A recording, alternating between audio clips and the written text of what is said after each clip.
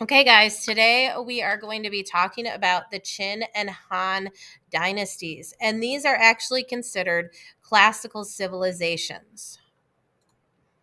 A classical civilization is an advanced state of development in human society marked by the progress in arts and sciences, the extensive use of record keeping, including writing, and the appearance of complex political and social institutions is the reason it's considered a classical civilization. So it really just means there's a lot more advanced state of development, extensive use of record keeping. So we have a lot of information about this time period.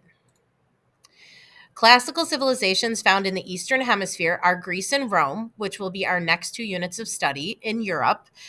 You can see them right here on our map, and the Qin and Han Dynasty in China. So we've already been learning a little bit about the Qin, and we'll be talking a little bit more about the Han over the next couple of days. So we're going to focus on four civilizations as we learn about the classical civilizations. We will compare them in two parts of the Eastern Hemisphere. We will investigate the Qin and the Han Dynasty civilizations in China, and then we'll move on to what historians called the Greco-Roman Empire. This is a combination of Greece and Rome, which are in what is today Europe. All right, so we're going to start today by talking about the Qin and the Han dynasties. So the Qin and the Han dynasties were dealing with a warring state at certain times in history. So we know that the Zhou had royal authority over the various feudal states, but eventually it eroded, which means it kind of fell apart, as more dukes kind of started to feel like they were the ones in power. And they started to divide the king's court. And they started to wage war against each other. So they were literally fighting each other. So you can see all the different city states at the time, and they were fighting each other.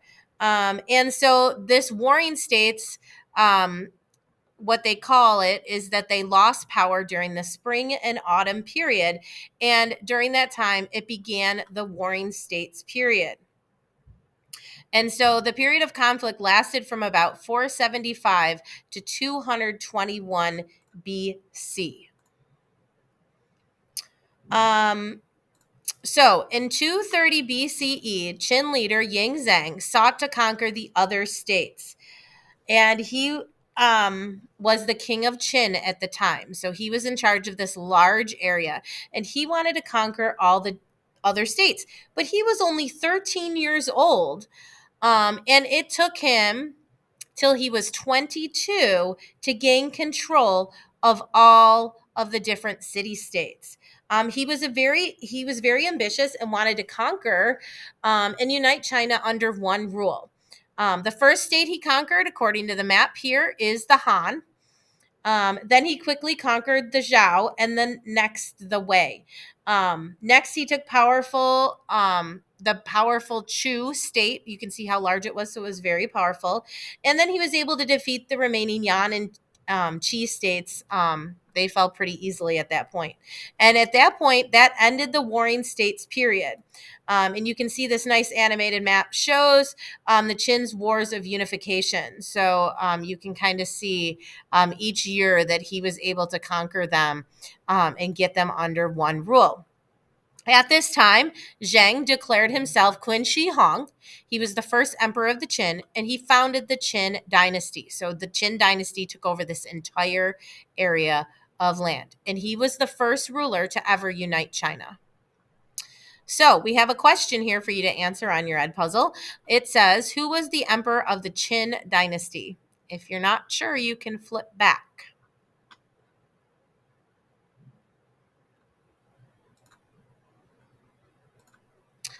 China under the Qin dynasty. Qin Shi Huang establishes an autocracy. That means he has a government with unlimited power. And who has the power? He does. So it made it really tough under his rule. The first thing he did was he moved the nobles to the capital, which was Jiangyang. He wanted them close. He is the guy that instituted the legalist policies that many of you studied in your philosopher's assistant project. He did do some good things, though. He set standards for law, currency, and weights. He built canals, expanded trade, and he unified China. So he did do some good things while he was there. Um, but again, he was tough. Remember, he did not want people thinking. Any kind of thinking that was not legalist in nature was to be banned. And it expected people during this time to follow the laws or they would be punished. So, how did the emperor govern China under his rule? Choose your answer.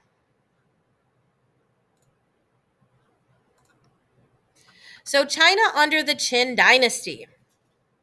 So, he felt, Qin Shi Huang thought that he needed to strengthen the trunk by killing the branches. So, although he was a skilled leader, he was also a tyrant, which means he was really tough. He outlawed most forms of religion, requiring people to be loyal and obedient only to the government.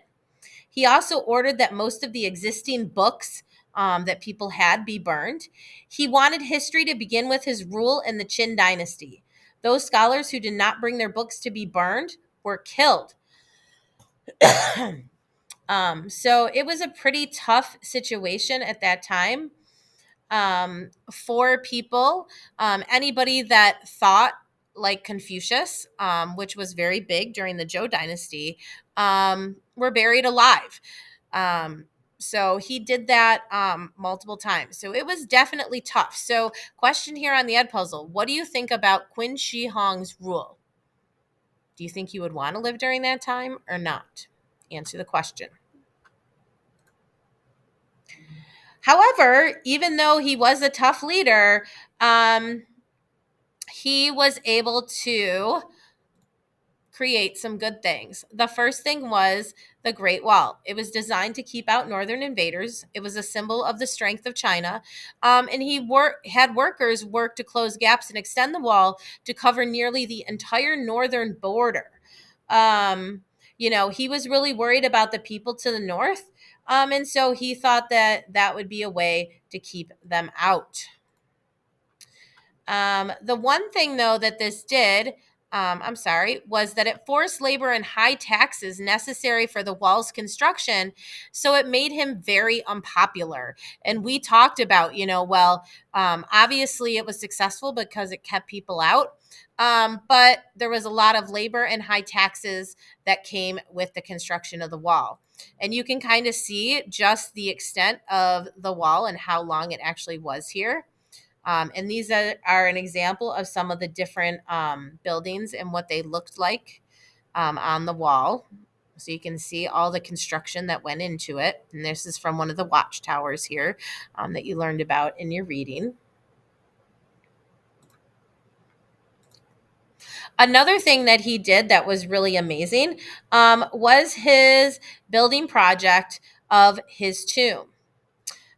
We know, though, from history in 1974, six brothers were digging a well and began to find fragments of terracotta.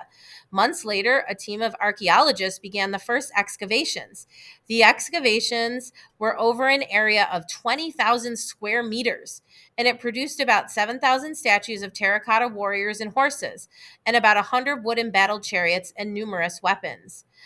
This mausoleum was constructed over 38 years, from 246 to 208 BC, and it's situated underneath a 76-meter tall tomb shaped like a truncated pyramid, which we know is very similar to kind of how the ziggurats were built.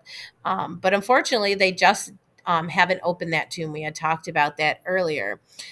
We know from learning that the terracotta warriors were once painted. But today, only a handful of statues contain small amounts of paint because they fell off from the air that they were exposed to.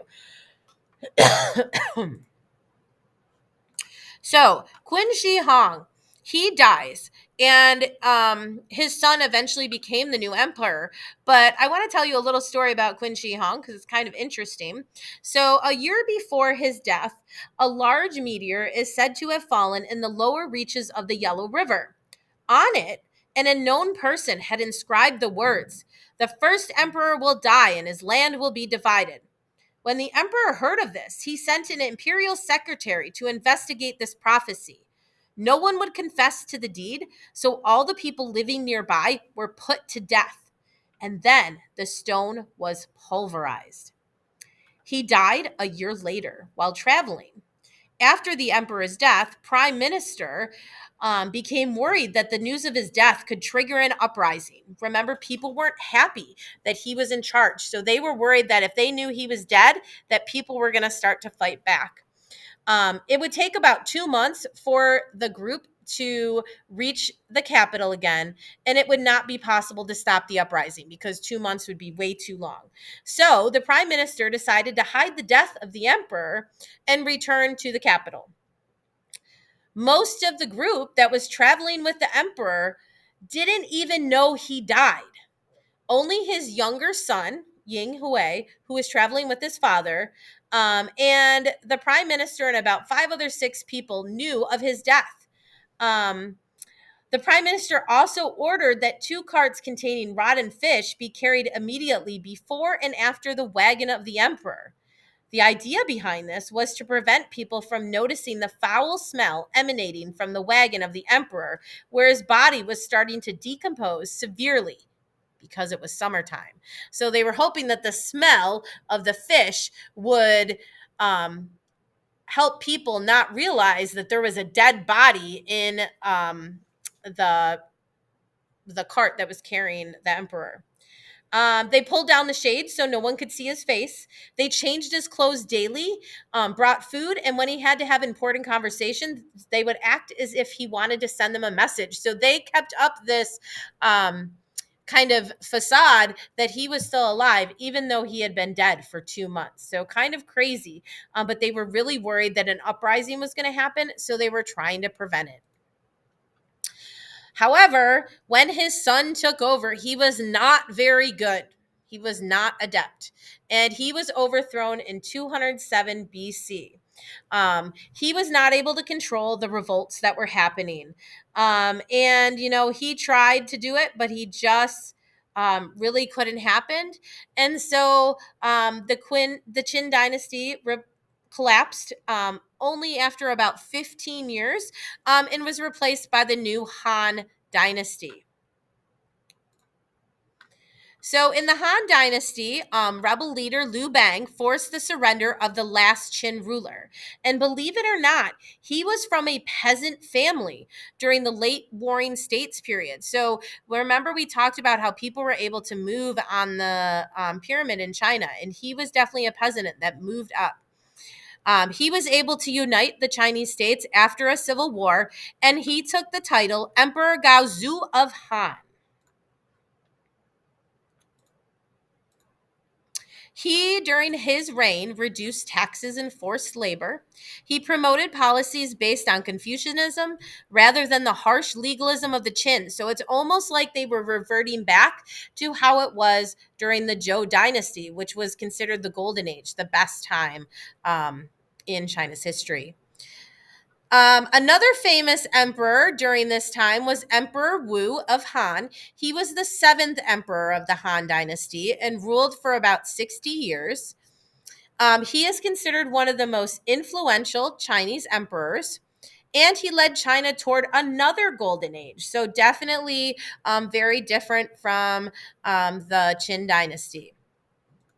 Emperor Wu was able to expand China through war to the greatest extent. So he was able to really expand all the way west with his dynasty. And oops, I didn't realize we were flipping already. He was able to really head into Central Asia with some of his expansion. He also did some really great things. He created something called civil service exams, and we actually still have these today. He believed that officials should win positions by merit rather than through family connections. The civil service exams were set up based on Confucian ideas. So you had to know a lot about Confucius. Um, Scholar officials are what people became, and they were well educated Confucian philosophers who ran the government. So he created this civil service. He gathered a number of educated men to help him run the empire. And later, he would establish these examinations in schools to make sure that only the most intelligent men would run the government. So it was based on merit instead of who your family was. And the goal was to create intellectual people at the top, based in Confucian learning. And this government ran for about 2,000 years. And so it was pretty interesting that this was the first time that someone that wasn't part of a very famous family had the opportunity to be part of the government. So that was pretty cool.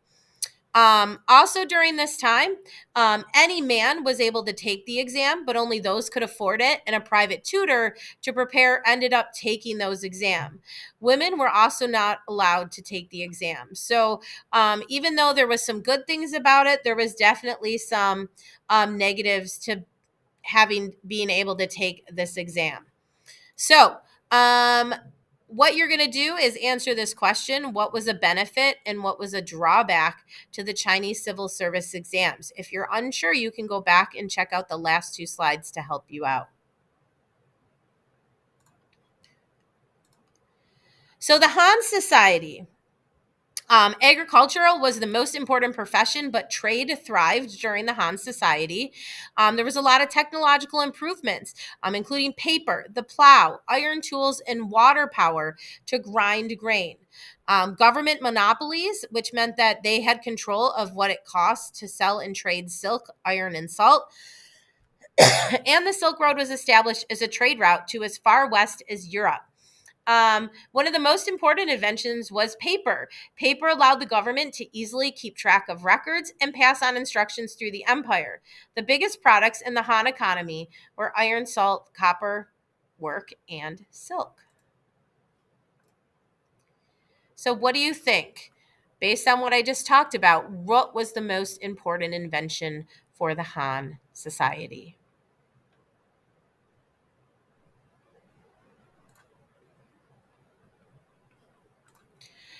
The Chinese society. Under the Han Dynasty, the structure of Chinese society was clearly defined. At the top was the emperor, who was considered semi divine, which means he was kind of godlike. Next came the kings and governors, both appointed by the emperor. They governed with the help of state officials, nobles, and scholars. Peasant farmers came next.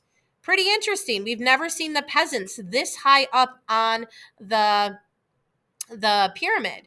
And the reason being was that in the Han Dynasty, they believed the production of food was considered vital to the existence of the empire. Artisans and merchants were below them, and near the bottom were the soldiers who guarded the empire's frontiers. At the bottom were enslaved people who were usually conquered um, from other, lands. So, one of the really interesting things here um, was in the social class, the job of the merchants, less important than the peasants. So, first question we have here for you: which of the following social classes had the lowest status based on the Confucian system? If you're not sure, go back and check the slide before. And second question: this group became rich during the Han Dynasty. However, they were not respected and were forced to wear white and pay high taxes. I'm going to give you a hint if you look back at our slide here.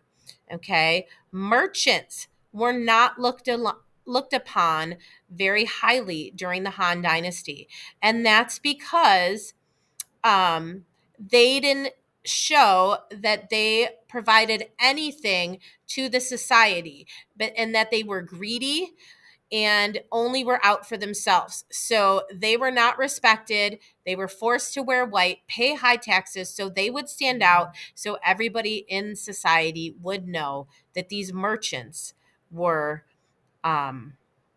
who they were. Interesting, right? So you can make a lot of money being a merchant, but you'd have to deal with a lot if you were one of them. All right. You guys did a great job today. So for the remainder of the period, I have the rise and fall of the Han Dynasty that's going to help give you a little more background on this time period. Have a great day, and I will see you tomorrow.